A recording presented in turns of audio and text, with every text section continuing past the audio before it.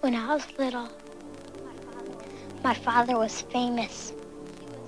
He was the greatest samurai in the empire. Hey everybody, Jerry Williams, aka Greater Sapien here. Thanks for stopping by. Today we look at number 17 of Eric Dubay's 200 Proofs, Earth is not a spinning ball. Here's Dubay's claim. Olber's paradox states that if there were billions of stars, which are suns, the night sky would be filled completely with light.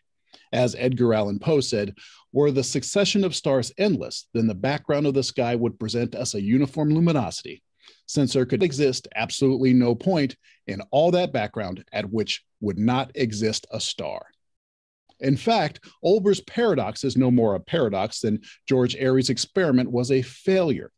Both are actually excellent refutations of the heliocentric spinning ball model.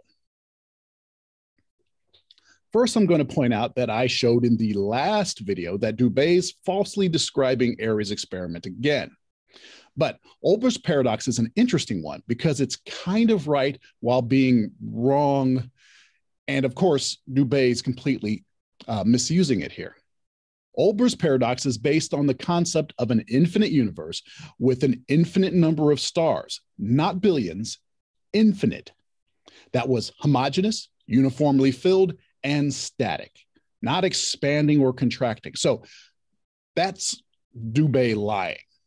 But the idea is that if there are an infinite number of stars out there going on for infinity, uniformly spread out, there should be no place you can look in the sky without there being a star right there. Makes sense, right? Now, how this is supposed to be proof the Earth isn't a spinning ball, I don't know. Because if you take away infinite space, you take away infinite number of stars, you take away uniform distribution, and you take away static, there is no paradox. And the concept of the Earth being a rotating globe has nothing to do with any of that. That being said, according to the current model of the universe, you might wonder, since the universe has been around so long and there are so many stars claimed, shouldn't we be able to see a lot more stars if they are there? And that's not a bad question. If we look at a spot in the sky and we don't see a star, say we have a telescope and we have a good, clear look at a spot, there are a number of reasons we might not see a star. But I'll talk about three. One, unlike in Olber's paradox, we know that the stars are not uniformly distributed throughout space. They cluster together. Binary systems, galaxies, galaxy clusters. So there may not be a star in that line of sight at all. Two, there might be a star there, but since it takes time for light to travel, it's possible that that star that is in that line of sight is so far away that its light has not yet made it to us. And the third, but not the final possibility, is that the star is there. Its light has reached us, but because of the expansion of the universe and its relative motion to us, its light has been redshifted to a point where its light is no longer in the visible light spectrum.